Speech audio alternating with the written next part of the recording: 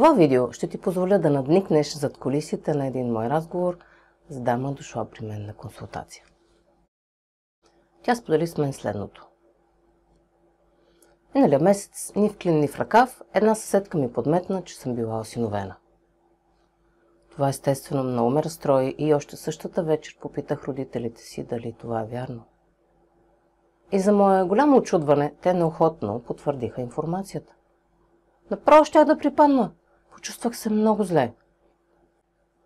Първо, осъзнах, че през целия си живот моите така наречени родители са ме лъгали, като са криели истината от мен. Второ, много ме заболя от това, че биологичните ми родители не са ме искали и са се отказали от мен. Изведнъж се почувствах необичана и ненужна. Представяш ли си, дори собствената ми майка ме е зарязала. И това предизвика доста негативни мисли, като например, че има нещо сбъркано в мен и аз не заслужавам да бъда обичана. Това разкритие ми дойде като гръм от ясно небе и разклати представите ми за света и моето място в него. Коя съм аз? Може би съм просто грешка. Едно дете, заченато и родено с нежелание, излишно и никому не нужно. Въобще, заслужавам ли да живея? Тези мисли ме потискат, разбираш ли? И трето, това ме накара да се запитам, какви ли други неща, които приемам за факти, не са истина. За какво ли още са ме лъгали? Осъзнах, че вече не мога да имам доверие на никой. Ненавиждам биологичната си майка за това, че ме е зарязала и в същото време изгубих доверие към майката, която ме отгледала, защото сега знам, че цял живот е крила истината от мен. Депресирана съм, не знам какво да правя. Моля те, помогни ми.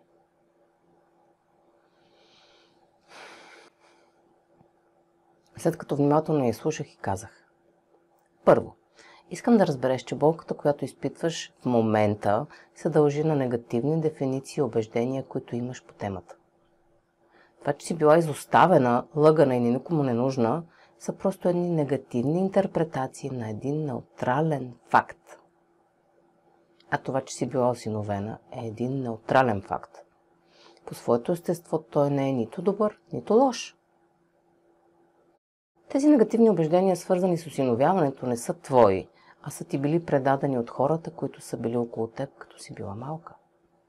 Това са били твоите родители, приятели, съседи, учители и обществото като цяло.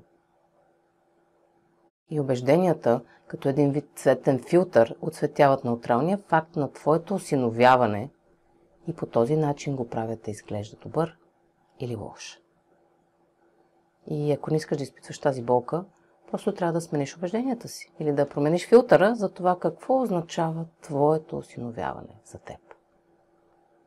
И ако решиш да придадеш положително значение на ситуацията, твоята болка ще изчезне и ще бъде заменена от положителна емоция, като например състрадание спрямо майката, която те е родила, и признателност към родителите, които са те отгледали. Нека ти дам още една гледна точка.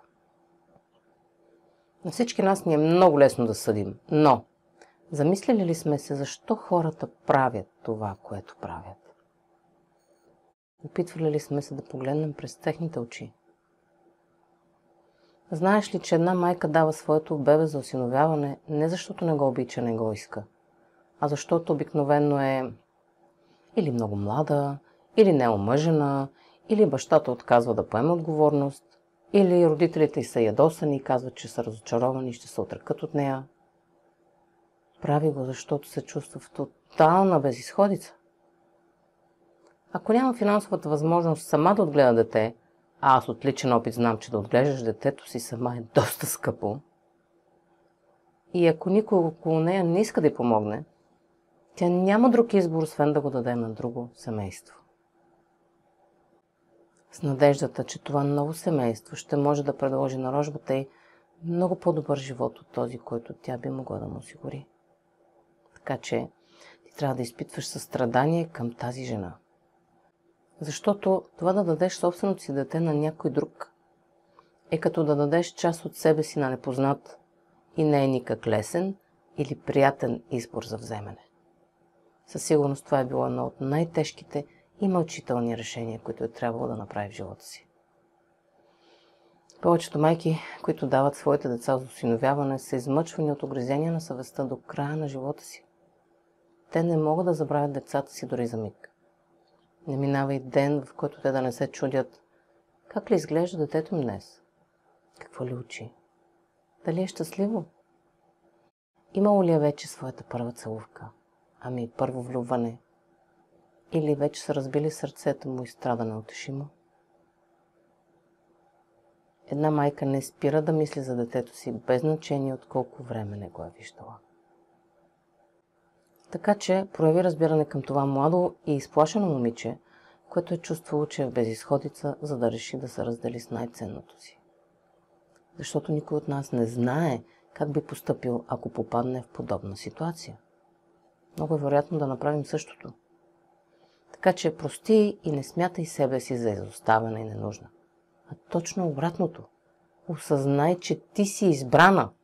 Защото когато едни родители искат да осиновят дете и отидат в дом за сираци, обикновено те могат да се срещнат с няколко деца и да изберат това от тях, което най-много им допада и което ще пасне най-добре в тяхното семейство. И те са избрали точно теб. Представяш ли си? От всички тези деца, те са взели точно теб. Знаеш ли колко деца нямат този шанс, а остават в тези домове до пълнолетието си, не познали майчина милувка и бащина подкрепа? Много са. Така че ти си специална. От всички деца, които са имали възможност да вземат, те са взели именно теб. Ти си оцелила джакпота. И в същото време е добре да разбереш, че от една по-висока гледна точка, от тази на душата, всеки човек си избира родителите и семейството, в което да се роди. Да, преди една душа да избере преживяване в физическия свят, тя избира своята майка, баща, братя, сестри, приятели, партньори, които ще има по време на своя живот на земята. Избира всичко, задава цялата обстановка около живота си, за да може да усвои желаните от нея уроци.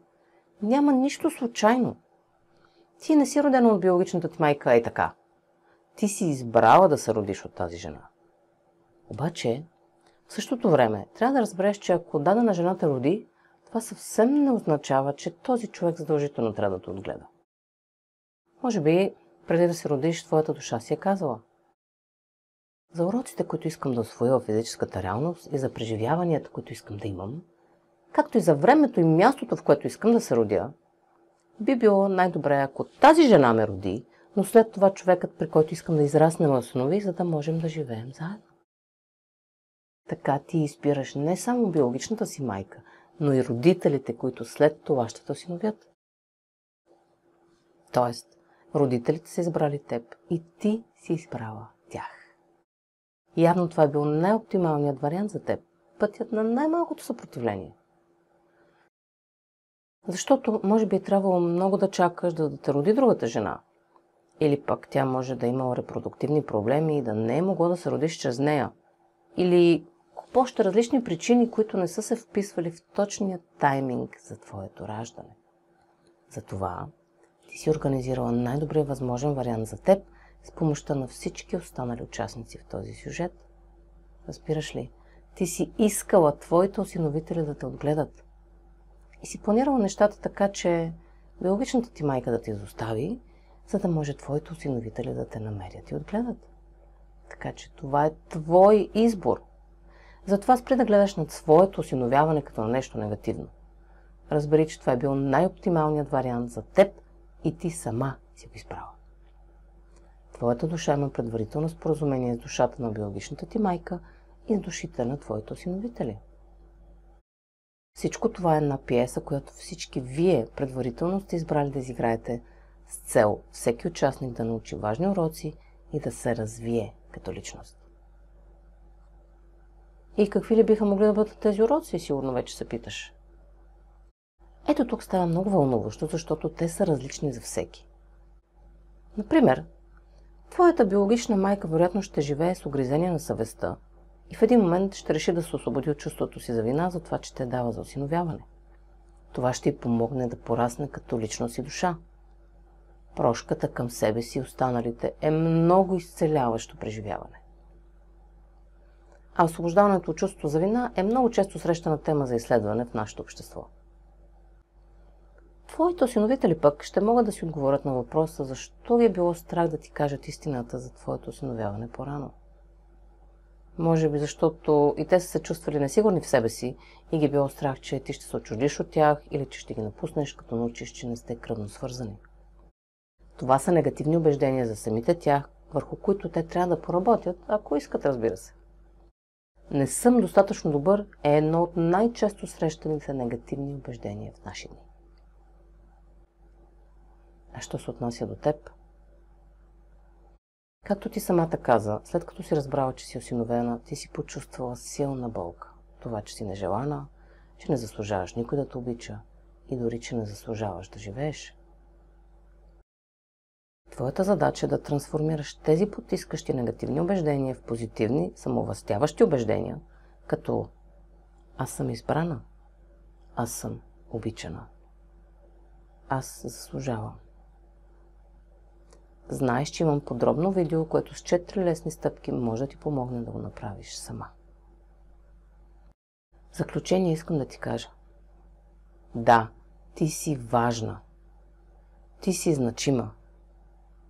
Ти си обичана. Просто защото те има. Защото, ако не заслужаваше да живееш, просто нямаше да те има. Творението не създава ненужни неща. А щом съществуваш, значи творението има нужда от теб, за да бъде цяло, за да бъде завършено. То има нужда от теб точно такава, каквато си. Защото запомни, творението не създава грешки. Ти имаш силата да твориш своята реалност. И щом си избрала да сътвориш такава реалност, значи дълбоко в себе си знаеш, че точно това искаш да живееш и това ще ти донесе голяма мъдрост. Разбери, че ти си избрала да минеш през този процес, за да можеш да откриеш нови неща за себе си от една различна гледна точка. Ти си там, където имаш нужда да бъдеш. Винаги. Винаги. И всичко, което се случва в твоя живот, е перфектно за теб. То е там, за да ти служи и да ти помогне да станеш по-добра версия на себе си. Точно заради този процес сме в физическата реалност, защото той е нужен за нашето индивидуално и колективно развитие.